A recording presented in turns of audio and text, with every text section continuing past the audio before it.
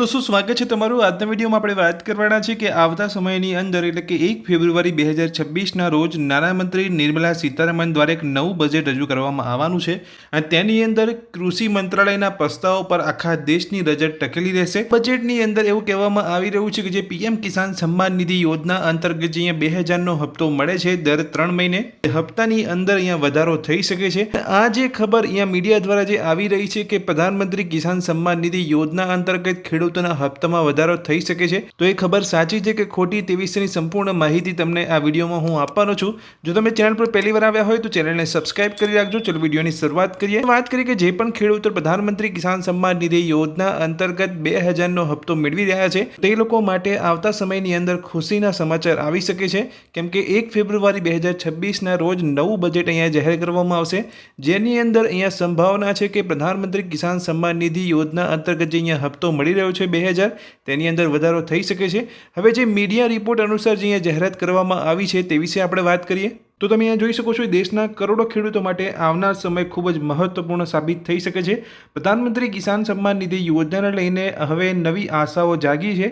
એક તરફ ખેડૂતો તેમના આગામી 22મા હપ્તાની રાહ જોઈ રહ્યા છે તો બીજી તરફ બધાની નજરો 1 ફેબ્રુઆરી 2026 ના રોજ રજૂ થનાર કેન્દ્રીય બજેટ પર છે। કેન્દ્ર સરકાર જે રીતે આ યોજના ફંડ વધારી રહી છે એનાથી એવું સ્પષ્ટ જણાવી રહ્યું છે કે દેશના ખેડૂતો અને કૃષિ સરકારની પ્રાથમિકતામાં સૌથી ઉપર આવે છે। જો આપણે વર્તમાન વર્ષ 2024-25 ના આંકડાઓ જોવામાં આવે તો સરકારે શરૂઆતમાં કૃષિ સેક્ટર માટે 60,000 કરોડની ફાળવણી કરી હતી પણ ખેડૂતોની જરૂરિયાતો અને યોજનામાં સામેલ ખેડૂતોની સંખ્યાને જોતા ફંડ વધારીને 63,500 કરોડ રૂપિયા કરી દેવામાં આવ્યું। ફંડમાં આ વધારો સામાન્ય નથી। આનાથી સ્પષ્ટ થાય છે કે આ યોજનાના લાભાર્થીઓની સંખ્યા વધી રહી છે।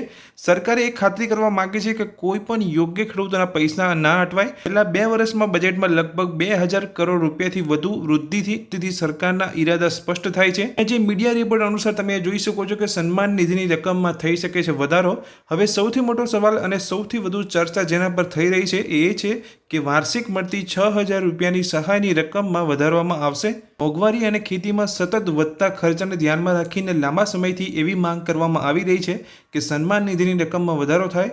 હાલમાં આ રકમ 3 હપ્તામાં સીધી ખેડૂતોના બેંક એકાઉન્ટમાં મોકલવામાં આવે છે જેનાથી ખાતર બિયારણ ખરીદવામાં તરત રાહત મળે છે। બજેટિયાઓ વિના સીધા એકાઉન્ટમાં પૈસા આવવા આ યોજનાની સૌથી મોટી તાકાત છે। હવે એવી આશા વ્યક્ત કરાઈ રહી છે કે આગામી બજેટમાં સરકાર આ રકમ વધારવાનો ઐતિહાસિક નિર્ણય લઈ શકે છે જેનાથી ગ્રામીણ અર્થતંત્રને નવી ગતિ મળશે। શું પ્રધાનમંત્રી કિસાન સન્માન નિધિ યોજનાના જે હપ્તામાં વધારો કરવામાં આવશે આ નવા બજેટની અંદર? તો મીડિયા રિપોર્ટ અનુસાર તમે જોઈ શકો છો હવે જ્યારે 1 ફેબ્રુઆરી 2026 ના રોજ નાણામંત્રી નિર્મલા સીતારમણ બજેટ રજૂ કરશે ત્યારે કૃષિ મંત્રાલયના પ્રસ્તાવો પર આખા દેશની નજર ટકેલી હશે।